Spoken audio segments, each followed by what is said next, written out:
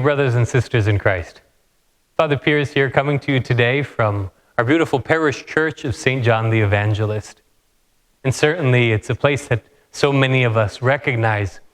It's a place where so many couples have been married, so many babies have been baptized, so many memories have been forged.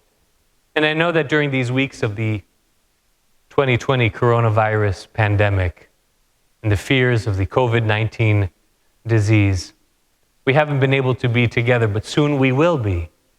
And in that excitement, we are preparing here at our parish for your return. But before we do, we are taking those proper steps, following established protocols and obedient to state guidelines and diocesan directives to open up our parish church to public gatherings. And as we do, and as you already recognize, some of the changes here at our parish church will be visible, and some of them won't be as visible. But we will establish regular protocols for appropriate social distance and the care of one another, especially our physical health. And you'll see some things have changed. For example, some of our pews will be blocked off. We'll have only one entrance into the church, that is through the Main Street entrance, which is handicap accessible.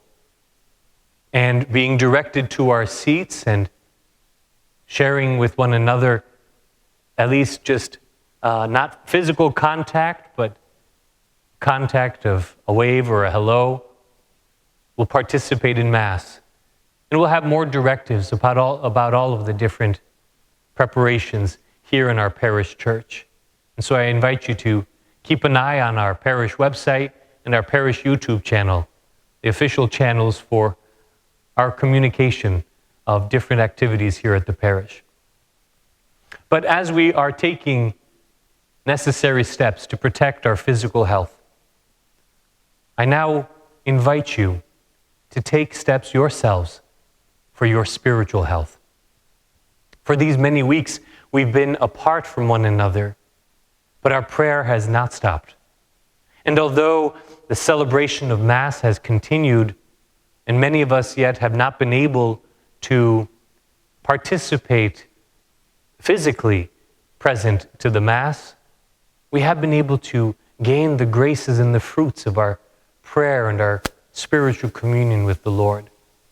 And I ask that you now do what you can to allow that spiritual communion with the Lord to truly go deep, to go deep with your intimacy with the Lord, and to prepare your hearts, that is, the very temple of your soul, to receive the Lord.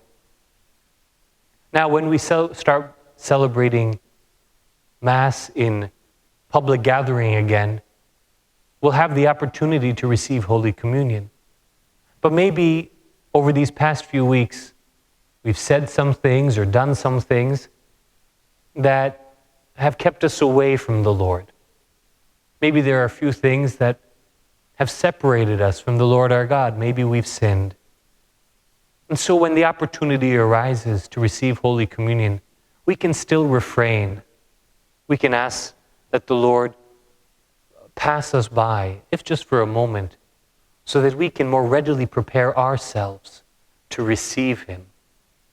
And the Lord blesses us, even in that abstention, even when we refrain from Holy Communion. The Lord wants to enter into our hearts, and oh, how He desires our hearts to be filled with joy, to be filled with His light. So let us do what we can to prepare our hearts for the coming of the Lord. Let us enter into a spirit of prayer and humility, self-resignation. Let us enter into a examination of conscience. Are there any things that I have said or done over the past few weeks that would have offended the Lord, that would have distressed perhaps some family and friends in a sinful way? And let us go to confession. And confession will be available in these coming weeks. Even though we may be coming to Mass first, there will be opportunities for confession. So go to confession first.